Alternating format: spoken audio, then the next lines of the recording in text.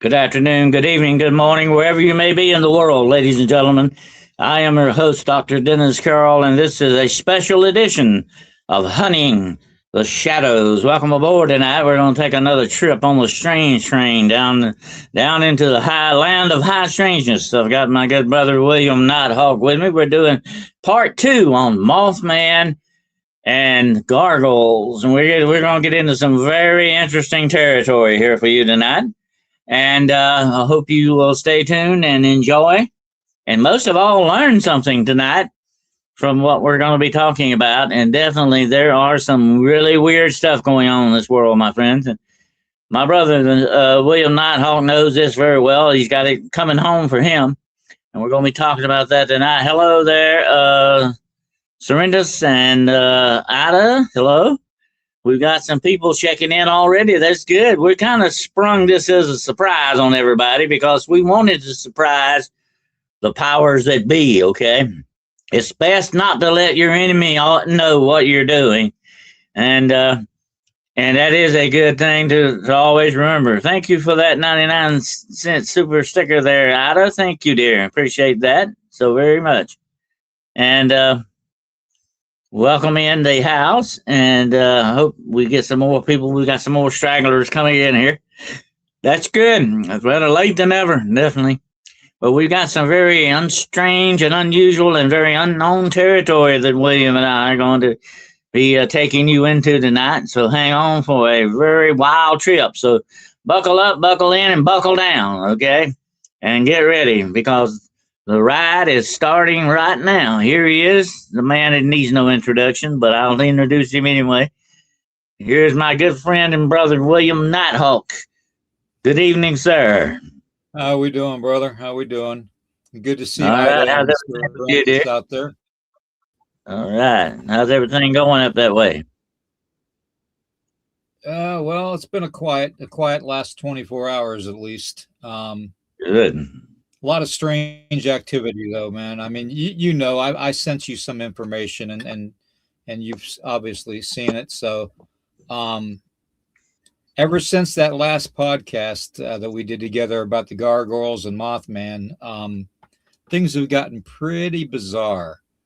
But I think, you know, talking backstage with you, I think, Dennis, that we actually made a good connection on why things occur at certain times of the year through the seasons and through the moon cycle and stuff. So that's probably going to be about the best way to start. So. Absolutely. I agree with you 100%, brother. I feel without a doubt, and you and I both know we've been in this business a long time, most of our life, and we can see the patterns. We see the patterns and the clues to a lot of these things that other people don't see because we're looking. You know, there's an old saying: you look, but you don't see. You listen, but you don't hear. And when you've been in this business long enough, like you and I have, we learn to do that. It becomes second nature. And, I never will forget, I was sitting with my girlfriend one time, William, and I heard something. You know, I said, "What is that?" I said, "No." She said, "That's just you being an investigator. Quit it. Stop it." So it becomes second nature, you know. It becomes part of you. And just like when I was a cop, so I did certain ways. I did things that way, and you've been in the military. You know how that goes. So, it becomes part of your makeup. Yep. Yeah. Definitely does. There is one thing that I want to put out there too is a lot of the stuff that has been happening here recently. The one thing that I've noticed is that we have a lot of feral cats coming to us, and cats actually they are a protective type of an animal. They are, if a cat follows you to the bathroom, it's not because they have separation anxiety, folks. It's because they know that when they are in that time frame of having to go to the bathroom, that's when they're the most vulnerable. Okay. And that's why they're always constantly looking around and trying to get their business done quick. When they see a human that takes care of them on a regular basis and they don't see that human for a while, they start to become loud and boisterous and very curious. And that's why they follow us. So I'm starting to think that maybe these cats around here are being drawn to us as a protectionary measure. What do you think about that theory?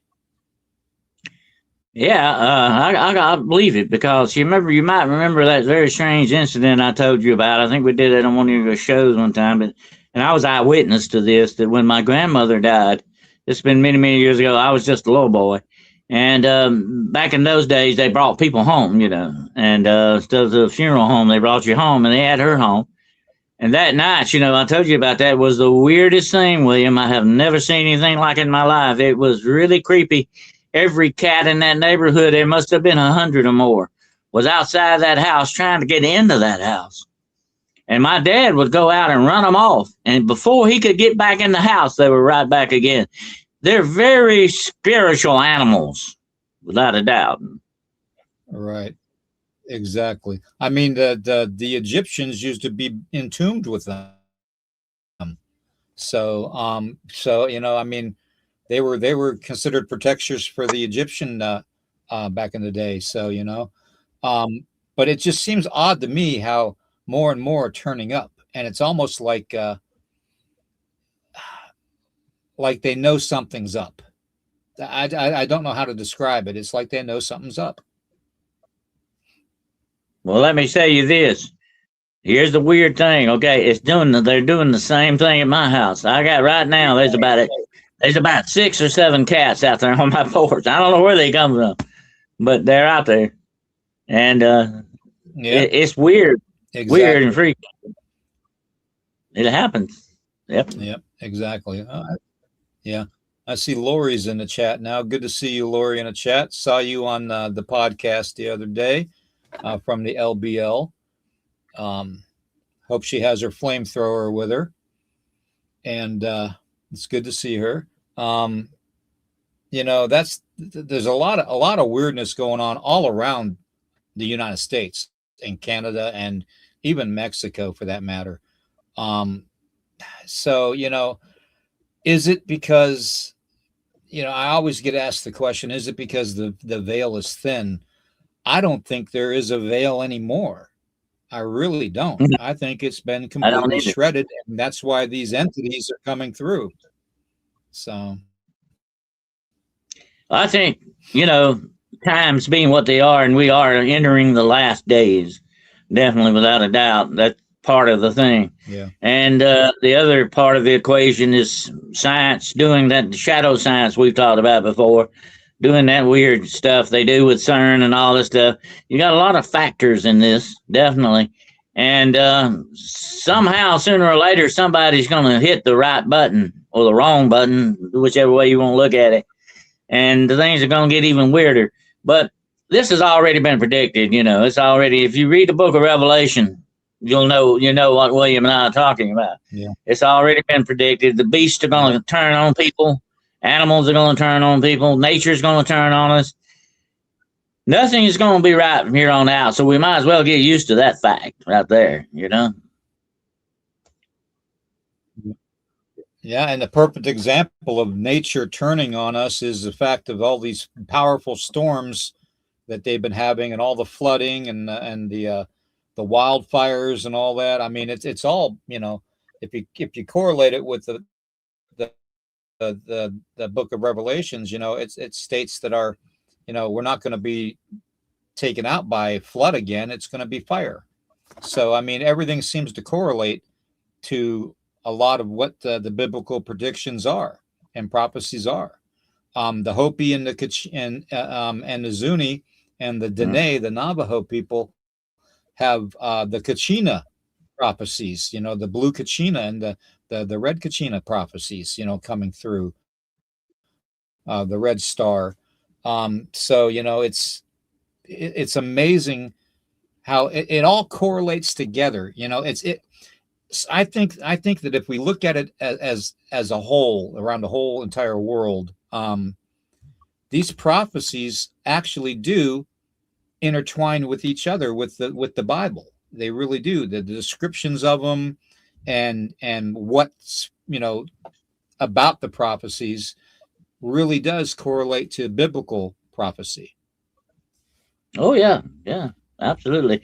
And William, that's a very good point because you can go back in natural history and see what all the indigenous peoples, and I'm talking about worldwide, not just the North American indigenous people. I'm talking about worldwide, talking about a flood.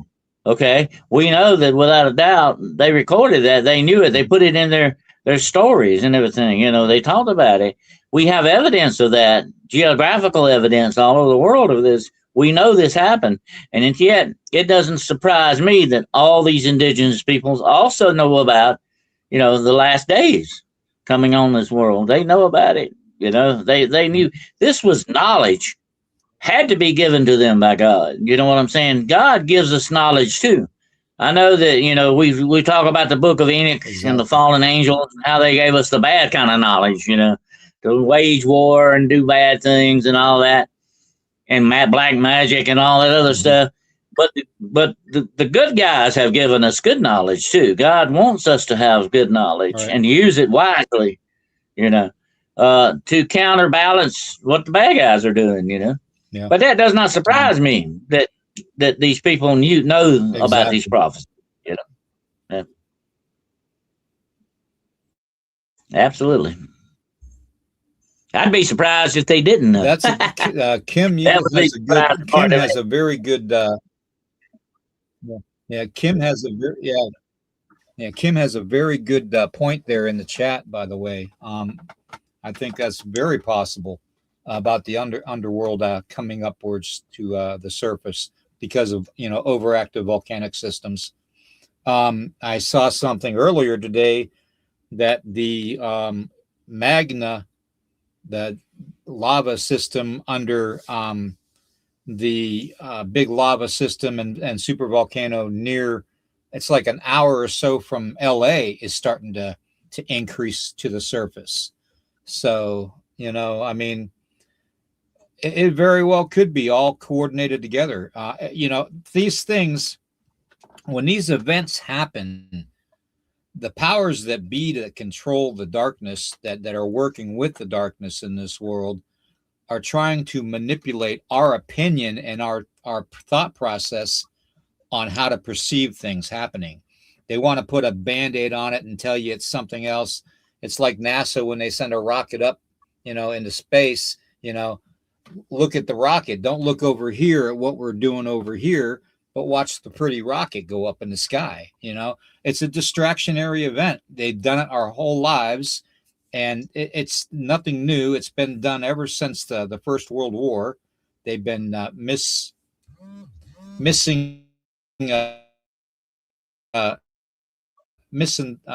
do I want to say this? False propaganda that they're putting out on what is what is happening in our world. It doesn't pertain to something supernatural. They want to make it something more physical that they can control. Okay, so it's all premeditated as far as I'm concerned. It really is. That's true, and I think it's another factor we need to look at as well is the fact that like things attract like things. Okay, things that are alike attract, and the more darkness coming into the world brings more darkness out. That's just the way that works. And you got a lot of hatred, and you got a lot of unmerciful people that are not able to forgive, that hold grudges. You got a lot of dark stuff going on in this world, more so now than ever before. You got a lot of hatred. You got a lot of bias. You got a lot of racism. You got this thing's going on and on and on. This darkness is drawing out more darkness. Yeah. And we need to realize that, that it's this negativity is feeding off of itself. Yeah. And the more darkness there is, the more hatred, the more, division, Oh yeah, it's going to feed off. It's going to come out. It's going to make it stronger. William, you and I have Yeah. both run into demonic forces in the past, and we know this without a doubt. You want to hit them when they're weak. Yeah. You definitely don't want to face them when they're in their strength, when they're strongest. Exactly. And that's one Yep. thing we need to Exactly. be very wary about. And that's why people like you and me, we have podcasts like this to warn people. Be very careful because you're dealing with a Well, special kind of and darkness now. and You're dealing with a higher level of darkness than even our ancestors ever dealt with because things are really yeah, ramping up now. Isn't that right, Ruth? exactly. Yep. Exactly. Exactly. You hit the nail on the head with that right there. It says in the Bible that if we as watchmen don't take and warn people of the upcoming events to happen, and that it's time to repent, because repentance is the only way, then we are responsible for the bloodshed. Okay, and that's really literally what it comes down to. So for me, you know, I want people to be able to continue their their life, and their soul to continue on into the heavens, and to be with them. We have these things happening to us that people trying to, like I said previously, trying to discern the difference between the flesh and bone and blood to the supernatural. And it's, things that are occurring here locally, with me finding the tracks and stuff. And it's always just one print. It's never two. It's always just one. And both of them were 1.5 inches in length. And it was a three-toed. I think you've seen it on social media. And the second one was about 16.5 inches in length, three-toed. But it's always just the one, That is like very it's leaving your bizarre. printer. Just know that I've been here. So kind of like a tactic that you would think that they would use. So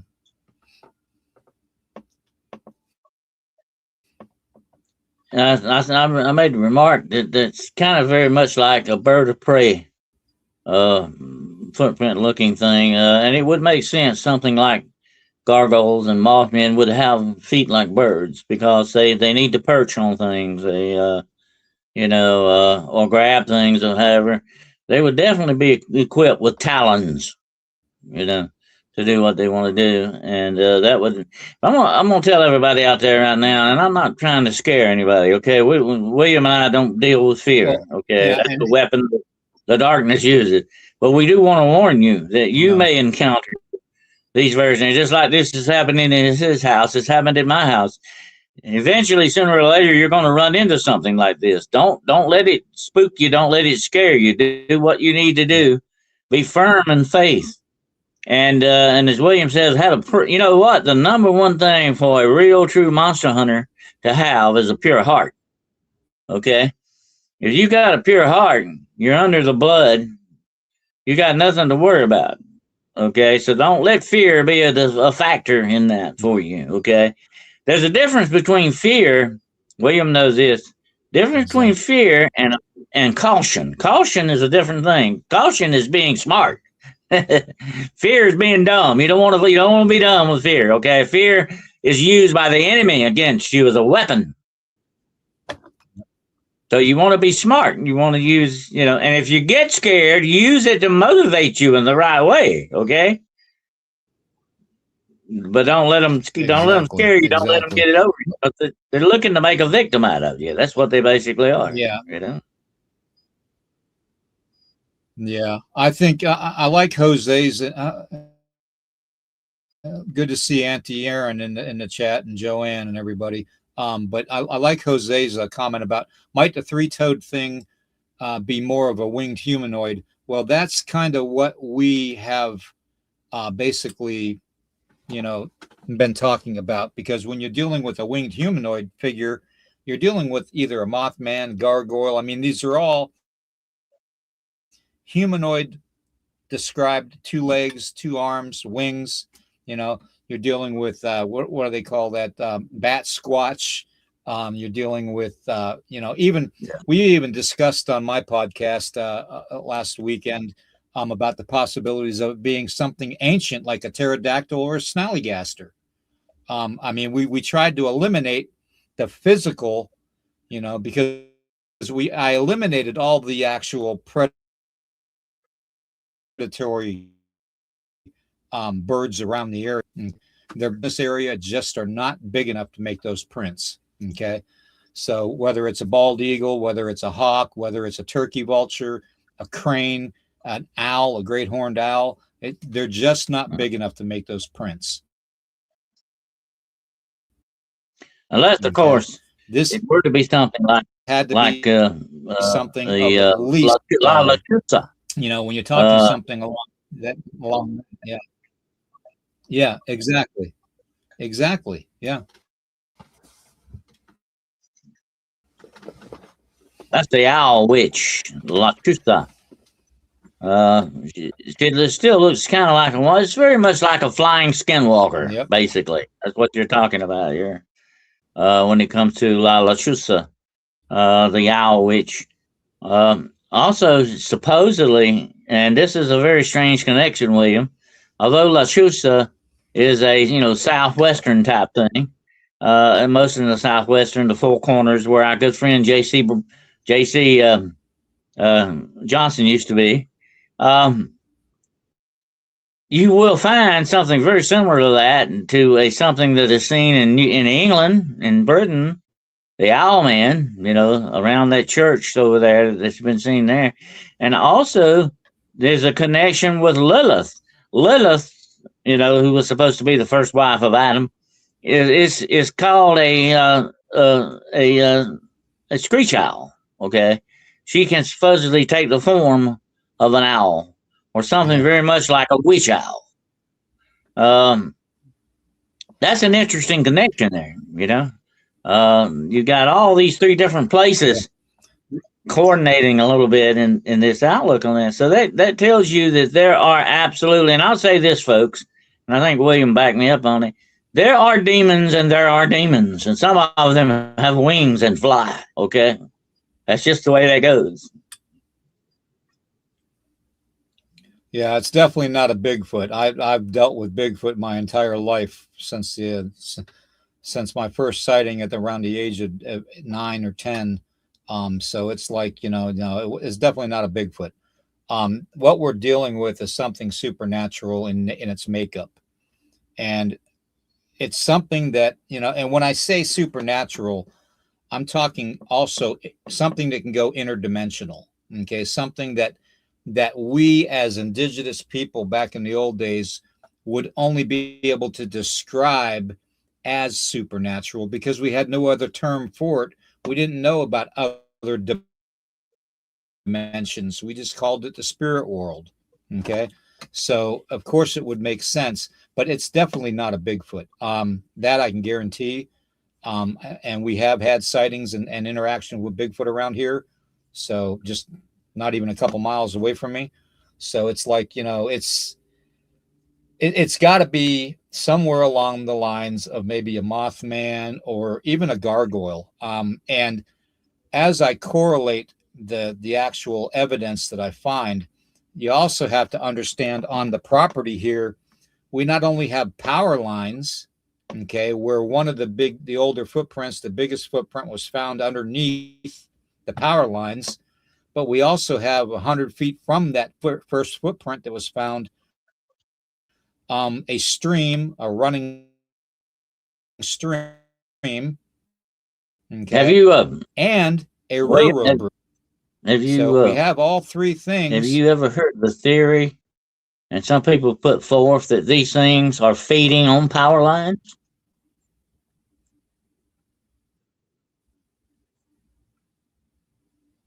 I couldn't hear that. I said, have you ever heard of the theory that some people say they have seen these things feeding on power lines, feeding off the energy of power lines?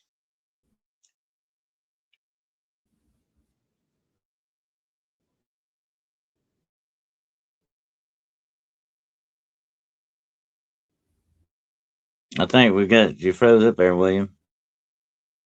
Can you hear me? I think we've lost William there. Anyway, I've I'm heard the back. theory. They know we're online now. Yeah. Yeah, I was putting forth the theory that some people say they have sighted these things around power lines, feeding off the energy of power lines. Have you ever heard of that?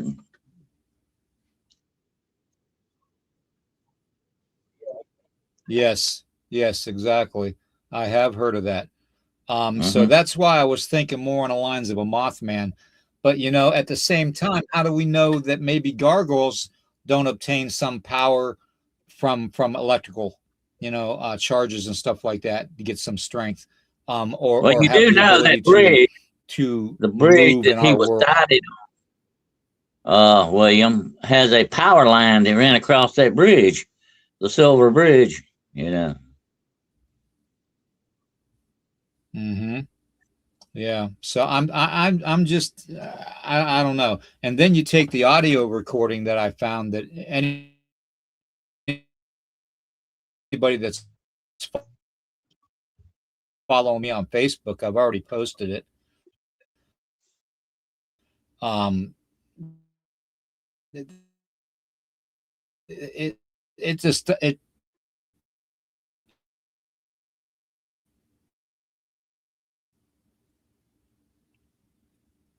I think we lost you again there, William.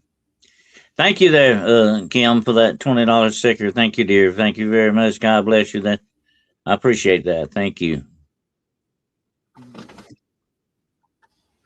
I think we lost you there for a minute, William. what is that? It's been a while, but I,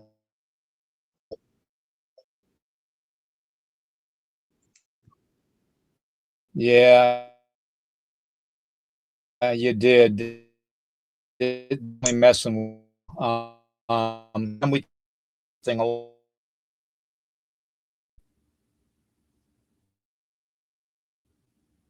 I'll tell you what. I think I'm going to go out and come back in, Dennis. See if Yeah, that try helps. that. I think that'll work. Okay. We'll hang on for you. All right. I was hoping we would avoid this tonight, but evidently they're started to work on us. I think already. Joanne says it's mind blowing about seeing supernatural paranormal entities, especially at first, but when it happens, and it will happen when you look for them. Definitely, Joanne. You know, you've heard me say that before. If you're looking into at the supernatural, at the paranormal, you got to realize it's going to look back at you sooner or later in one way or another. It's going to always check you out back. You know, it's going to look back. Once you get its attention, anything can happen. Okay, you got to remember that. And that's why a lot of these indigenous peoples don't like to talk about some of these things because they don't want to get their attention. They're afraid of getting their attention, unwanted attention, put it that way. Are Won't you even. back, William?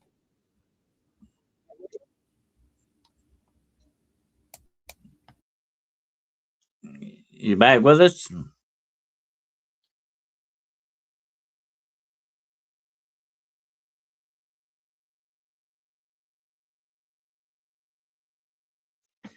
Yeah, I know they may try to stop the signal, but that never works.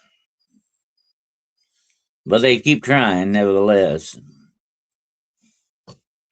And we lost William completely on that, and he's gonna try, I think, come back in. But anyway, we always get this kind of interference when we bring up certain subjects. I was hoping we could fool them tonight by sneaking up on them, but it doesn't like it's gonna work. I don't think.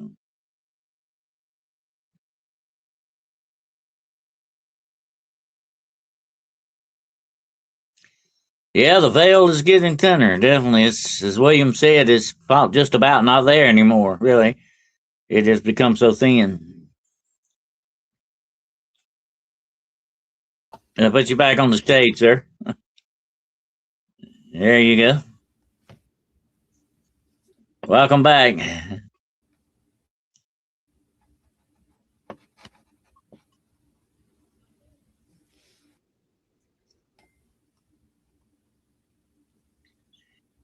Jose says that I would like to think that just because you haven't seen them doesn't necessarily mean that they are not aware of you or many or a few of these cryptids may be able to cloak like Shimmerman.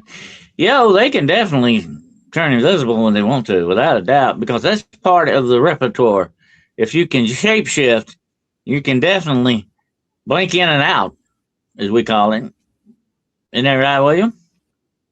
Yeah, yeah. I mean, you've even saw the one video from a couple years ago that you even commented on about the portal that I captured, and how you saw something glimmering in a human form by the portal. So, I mean, obviously, there's something, whether it's supernatural or interdimensional, um, or something that has the ability to draw off of the environment to make itself seem to disappear.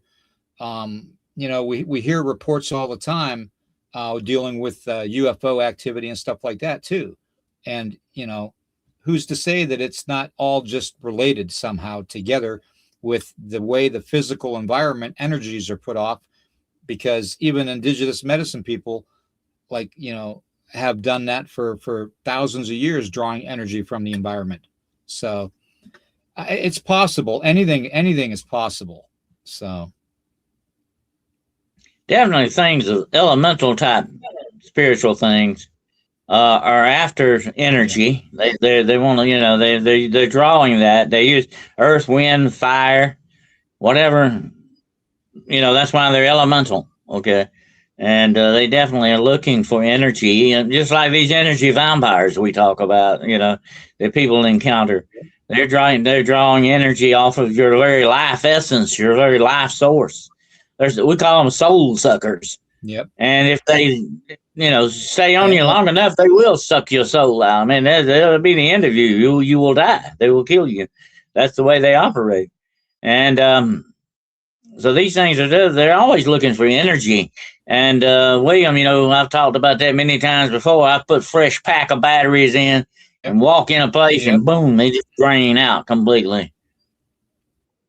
That happens many times. yeah.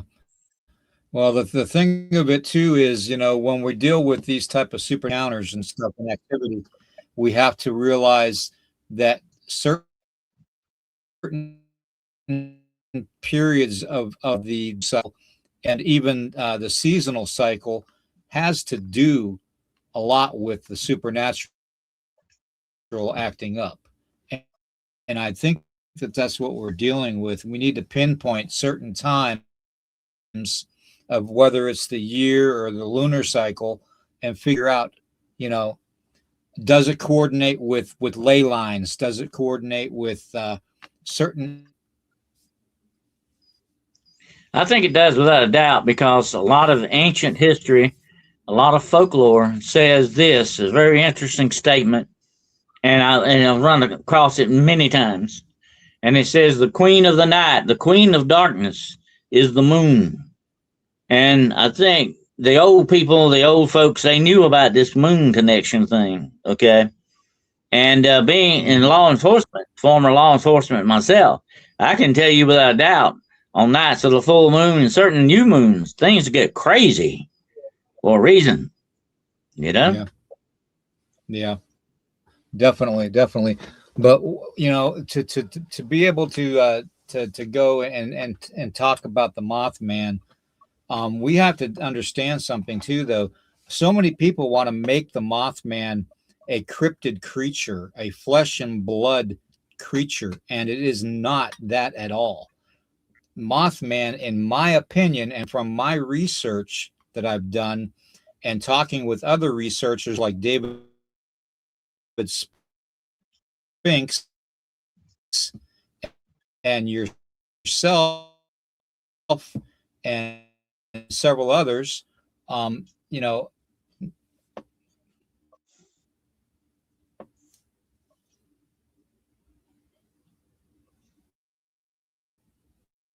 Well, it would be interesting to see, William, I'm not if sure if that came through. if we could correlate the sightings of Mothman and find out what time of the lunar cycle he's seen most.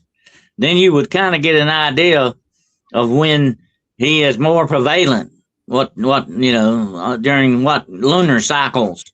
Stephen King wrote that very famous book, Silver Bullet, about the werewolf and the cycles of the moon. And I think there may be a correlation like that between the lunar. And here's another thing: we do know this without a doubt in nature, that moths and things like that are drawn to the lunar moon. They fly in the moonlight. I mean, it makes sense when you think about it, doesn't it? Well, yeah, you put a candle out in a dark room full of moths, where are the moths going to go? Mm-hmm. Right.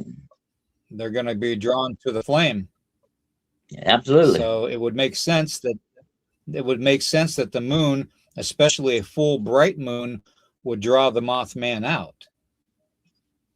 And according to ancient folklore and people that know these things, they have always said that the darkness draws its power from the moon, and the good things draw its power from the sun and daylight. That's just the way these things supposedly work in a spiritual way. Okay? Mm-hmm. That's what you got to look at. Oh, Crosswave has a question for you, Dennis. Okay, Crosswave, you can get in touch with me through my Gmail, which is denniswcurl@gmail.com. Or you can also, it might be easier for you to get in touch with me on my website, denniswcurl.com. Okay, that would be, and William, you want to give them your email? It's Lakota Man. My email is my email is lakotaman333@gmail.com. That's LAKOTAN 333@gmail.com. Jose wants to know, I think it's Jose, wants to know, has Mothman ever been shot at before? I really don't know about that. I do know LaShuza has been shot at. But as for Mothman, I don't recall anyone ever shooting at one. Maybe they have, but I just haven't heard of it. What do you think, William?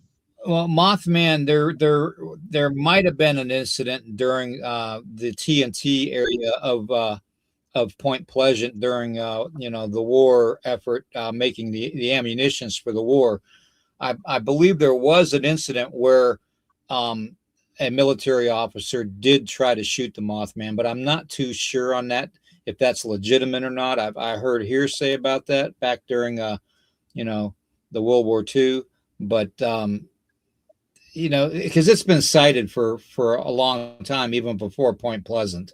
It's been cited around the TNT factories and the grounds over there, and even in the wooded area there for a good number of years before the 60s. So after World War II, when the United States military determined that the bunkers weren't needed anymore to make ammunitions, that kind of went to the wayside.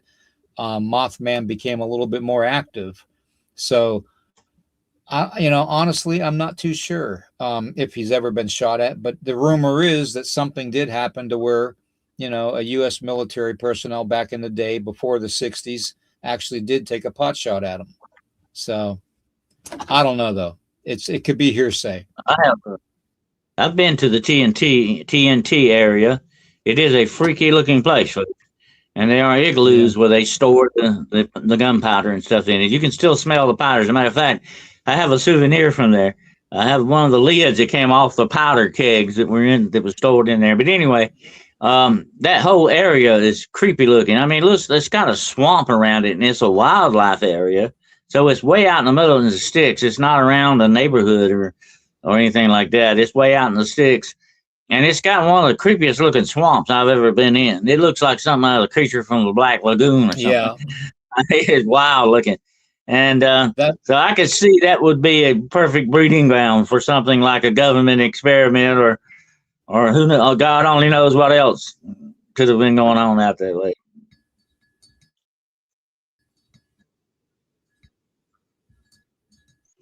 Has the government ever been involved in capturing a Mothman? We're trying to figure out.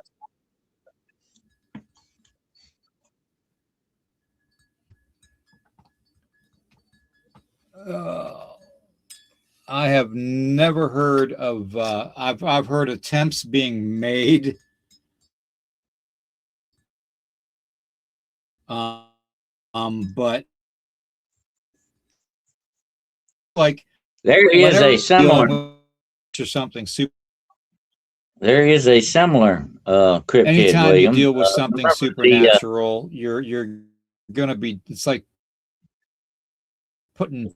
Remember the California 5 gallons of water in a yeah, the rebobs are more of a physical type of an entity than a supernatural. They're supposed to be failed at government experiments, got loose. There is some speculation Mothman might be some type of government of the sightings where Mothman was seen and all that, William. There was a ton of men in black sightings around there. So the government was definitely interested in Mothman, without a doubt.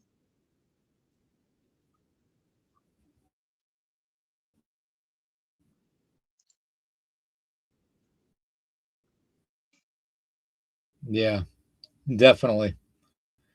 The government's always interested in something that. Yeah, they're good at weaponizing stuff. Yep, without a doubt. Well, I'm afraid that they're just going to keep messing with the signal here. It's getting to the point where we can't even keep the video on very much longer. But my thing is right now is to get the word out, to make people aware that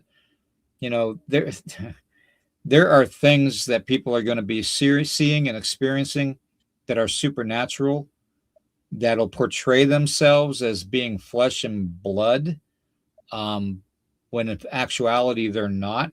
And then you have the nefarious idiots that we elect in positions and put in positions of power, captains of industry, the robotics and AI industry, that are going to manipulate things too, for the dark and nefarious forces.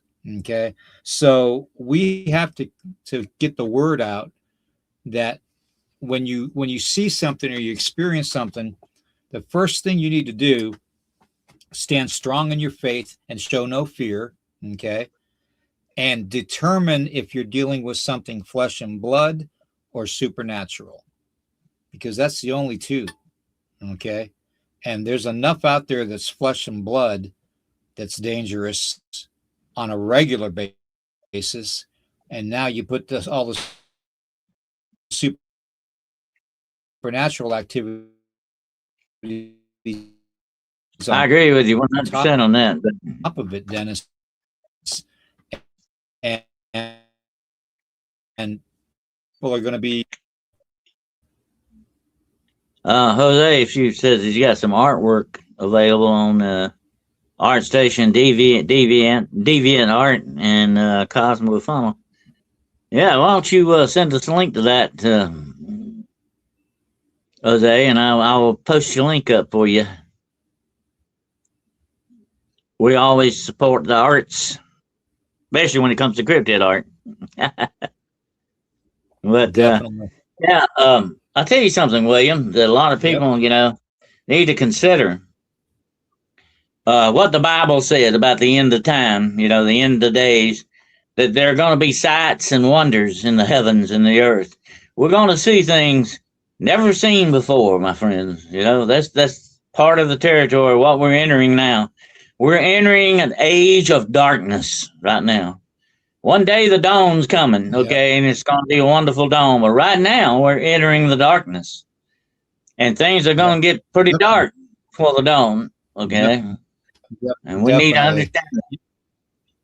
Yeah, and things are going to happen that you're going to be completely amazed that it's even happened, that you're even seeing things, and you have to be able to show no fear. It's like Dennis and I always said before, if it has more than just your average eye shine, when we're talking like the red illuminated eyes that look like spotlights, basically, or flashlights. And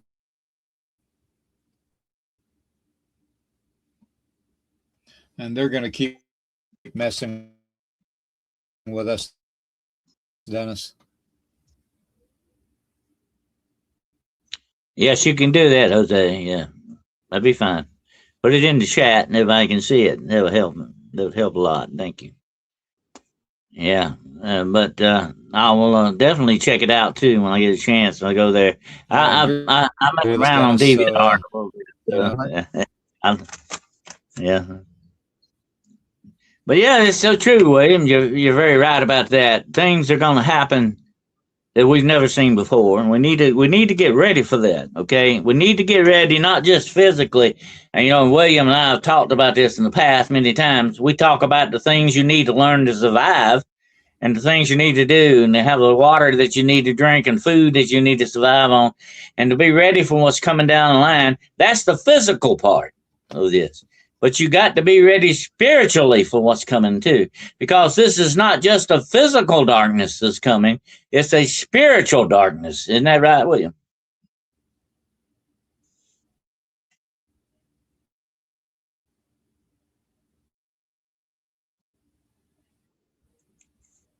I think Williams froze up there again. But yeah, we got to understand you're dealing not just with the physical world here, you're dealing with spiritual things too. So you got to be ready on both hands. And on the right hand, you got the physical, on the left hand, you got the spiritual. And you got to be ready for both of them. Okay? You can't take just one. You got to have both ready. And you'll be in a good place, okay? And so be ready physically to survive and spiritually to survive. It's very important. You're not going to exist one without the other. What has William and I have said before in the past makes sense. Listen very closely. You are not just a human being. You have a soul. That's what makes you a human. And if you no longer have a soul, you're no longer human. I hate to break the news to you, but that's true. If you no longer have a soul, and there's a lot of people out there walking around in Hollywood and on basketball courts, and people walking around in news media and in government, they don't have no soul. They may look human, but they are no longer human beings like you and me. Your soul is the most precious thing you got. What did Jesus say? What does it profit a man to gain the whole world and lose his own soul? That's the most precious thing you have. Guard it well. Okay, yeah, guard it well. Yep.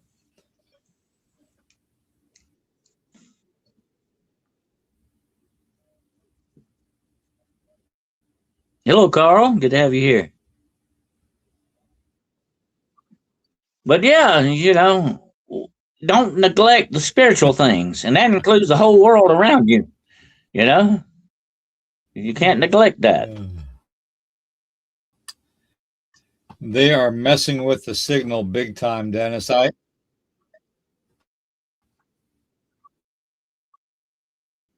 Yeah, they are. I figured they'd start this as soon as they found out we were on here. I I knew it was coming. Carl said he's trying to behave himself. The cougars is watching him.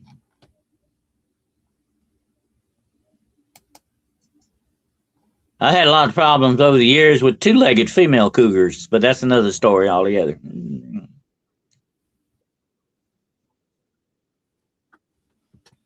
All right. I don't know what's going on, Dennis, but they are definitely messing with my signal big time on this. So yeah. as soon as they caught on, the minutes of what you said, I never even heard. Yeah, well, I figured they'd start messing with us, as soon as they found out what we were on. Par for the course. Like they'd get tired and take a break sometime. They never do. That's the way it goes. But yeah, I did raise the subject that what if gargoyles we're definitely almost at are the hour mark, and I'm starting to get short-winded. Yeah, we're almost there. There's about 8 more minutes.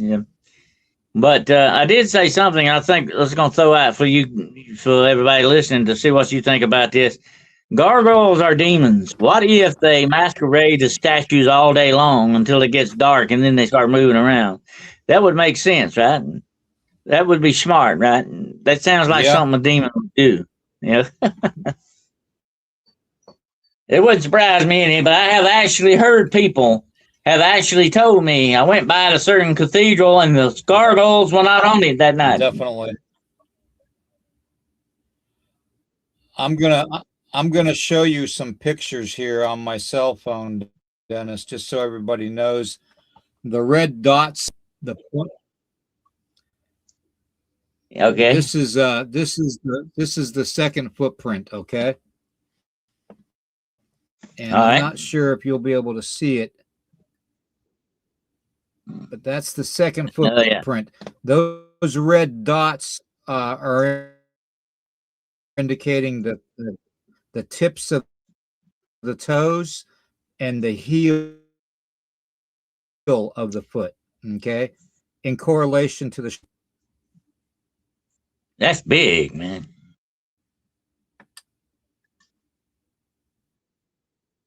Yeah, and that's the small very big. one. William, that's big enough to go over your head almost. Here's the other one. Encompass your whole head. Next to it. This is my foot, and I.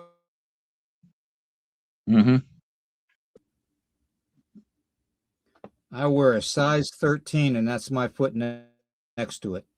That's big, man.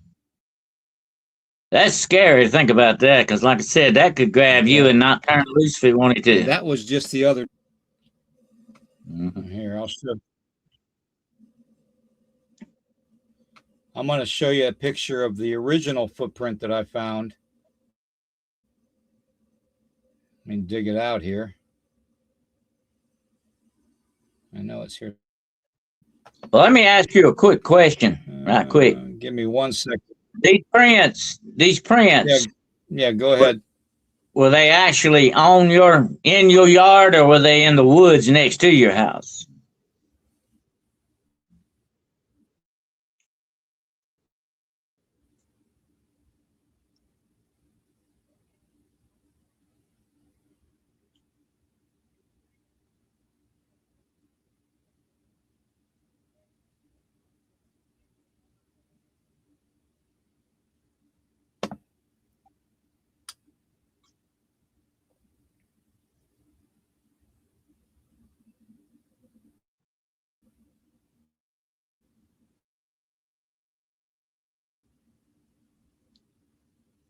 I think we lost William again here. Yeah, they're messing with me big time.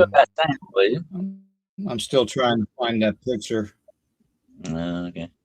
I said, were these prints in your actual yard, or were they like in the woods next to your house?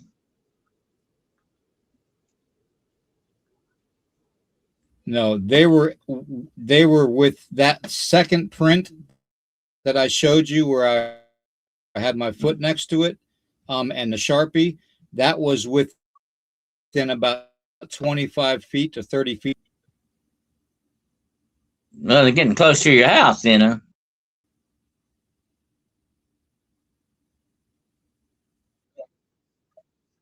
Yeah, definitely. The other one was back in the back, and it was literally 18 and a half inches long, and I'm trying to find the picture now, and unfortunately I can't find it. I got it all posted online. Facebook, Let me see here. Now, come on now, phone, quit acting up. Now they're going to start messing with the phone. Seriously?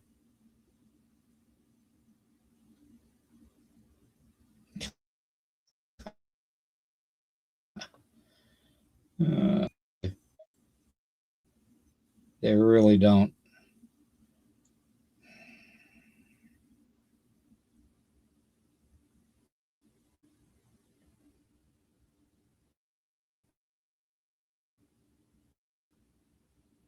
Finding that second picture.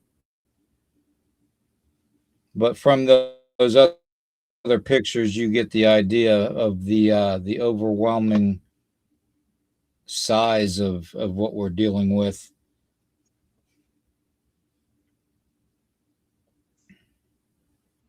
Let me see here. It's got to be. Oh, here's the video.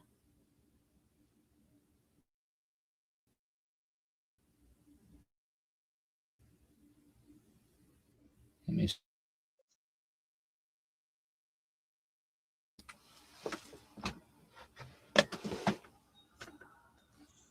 This is the video that I.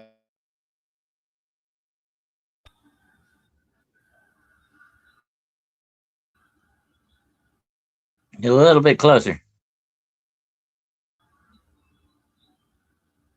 Okay, I see where you're talking about now. Well, that's right at your house. Watch the cat's reaction on the video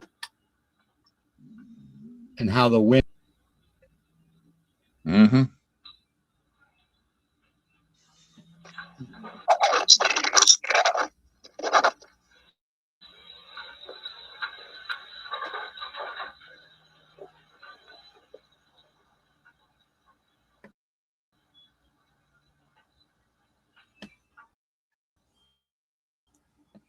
Could you hear that?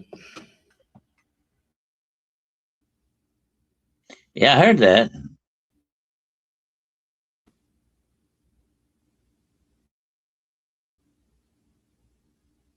That sounds very demonic.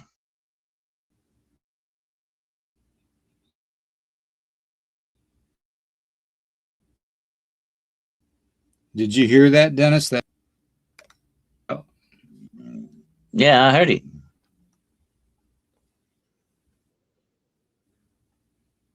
Yeah. That's what I'm kind of dealing with. It has a definite demonic sound to it. It sounds like, you know, a demonic voice. They garbled up like, you know, they have, I call it snake talk. They sound like a snake slide, you know, like a snake hissing. Exactly. Kind of a sound. Exactly. Yeah, definitely. It definitely sounds almost like it might even be I don't want to say it sounds very demonic to me, but it also sounds very gargled, like how something is struggling. I'll tell you why to speak. I'll tell you why they sound like that way. They're coming across different dimensions. Space and time. They're always coming through a different spiritual dimension than the physical dimension that our ears are in. You know what I'm saying? I've heard it many times. I've heard them do that.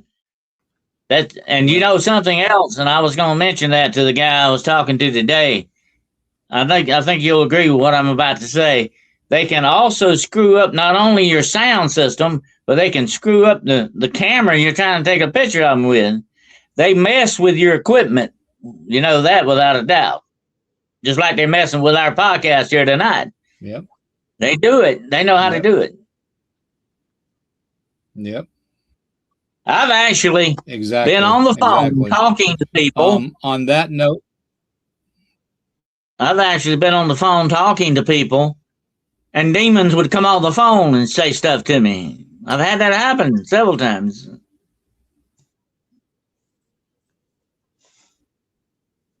Yeah, I remember a phone call back in my old house that was haunted.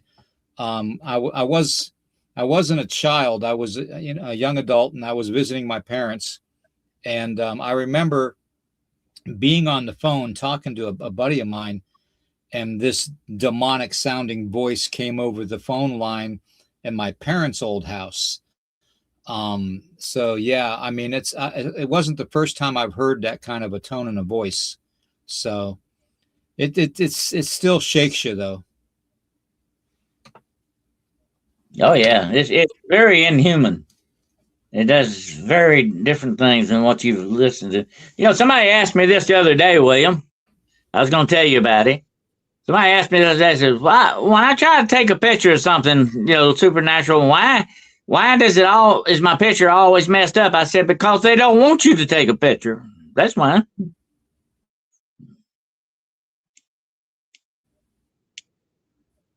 Absolutely.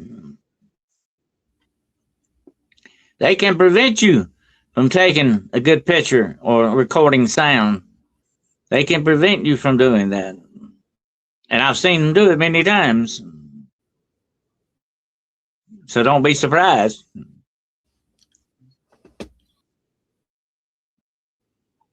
All right. Well, thank you there, Jose. Everybody check out Jose. If they have the if they have the opportunity, to manipulate Yeah, they will. Electronic devices, they will take that opportunity. So I'm gonna tell you something, Kim, about hellhounds. You never want to see a hellhound. You can hear them, you're okay, but if you see them, they've come for you. That's the last thing you'll ever see. Hellhounds only come after you. You only see them when they come to drag you to hell.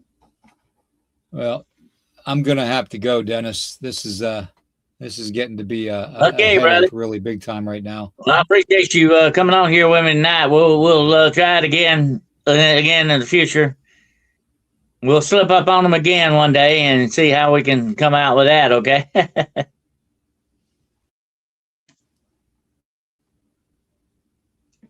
Just keep your eyes open and stay on top of your game there, William. Definitely. As long as I'm able.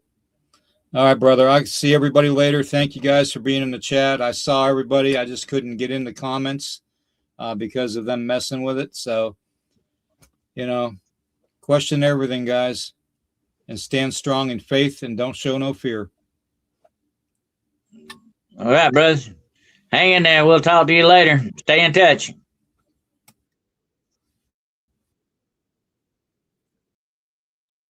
They're really screwing with his stuff tonight, and I was hoping we would get around that, but we did for a while. But yeah, well, I was going to tell you, Kim, you do never, ever definitely want to see a hellhound, because that's the end for you. If you ever see one, you can hear them. If you hear them, you hear them. But if you see one, usually that's not a good sign. That means they've come for you. And you definitely don't want them coming after you. Trust me, you don't. That's never a good thing. Robert Randolph says Jesus Christ is Lord and King. Absolutely. He rules. That's the only real king we got. Okay? Absolutely. The king of the kingdom. Absolutely. But it seems that, the more we try to have podcasts like this, the more we try to get the truth out there, the more they fight us. But that's okay. That's what the battle is all about. Okay? You don't stop.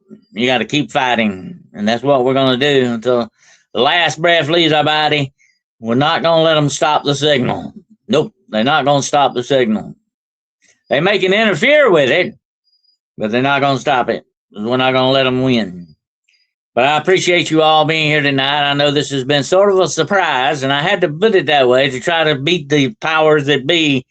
And we did hold them off for a little while to have a little bit of a show, so it worked a little bit. But anyway, I appreciate you all for being here tonight and for joining in on this night. Also, I recorded a podcast. If you want to go watch it, it's on Hunting the Shadows channel with my good friend Stephen Mira from Manchester, England. Yep, I've been talking across the pond today. I've been communicating across the pond. He and I had an excellent show for about an hour. It's recorded now. It's not live. It's recorded, but it's on Hunting the Shadows channel. Okay, check him out. He is excellent. He's a fantastic fellow. I enjoyed talking with him. We had a very interesting conversation, and I'm going to be next. Hopefully, I'll be on his show. He was on my show this time. I'll be on his show next time, but it won't be the first time I've been on podcast in England. But I always enjoy it. I seem to have a bigger audience in England than I do in the United States for some reason. I don't know why that is, but anyway, they have people buy more of my books in England than they do in the United States. That's weird, but anyway. So I like the people in the UK, okay. But anyway, I appreciate all of you being here tonight and joining me and my brother Nighthawk. And we'll probably, who knows, we may sneak up on you again here. You never know about that. Us rascals always do stuff like that. Definitely. They're always up to no good. But anyway, I appreciate every single one of you for being here tonight and your stickers. Thank you so much for your stickers and your support, financial and otherwise. You're keeping Hunting the Shadows alive. And tomorrow night, I've got a special program for you tomorrow night. We're going to be talking about, are you ready for it? Tomorrow night on Hunting the Shadows, spirit guides. They are not what you think they are. You don't want to miss this. Very important information, folks. So if you know somebody messing around with a spirit guide, they need to watch Hunting the Shadows tomorrow night. They might get their eyes open there, okay? But some people out there are being played for a bunch of fools, okay? Because the spirit guides are not who they say they are. Tomorrow night, 8 o'clock p.m. Eastern Standard Time on Hunting the Shadows. I'll be looking for you shadow wolves there, okay?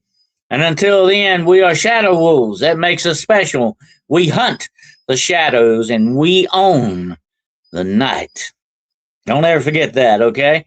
I want to thank you all for being here tonight. God bless you all. Take care. Godspeed you all. Remember, fear is canceled out by faith. Don't ever forget that. Non tambo mala, fear no evil. Hold the line, hold on to the light. Until we get back together again, my friends. Until then, I'll be looking for each and every single one of you out there somewhere in the shadows.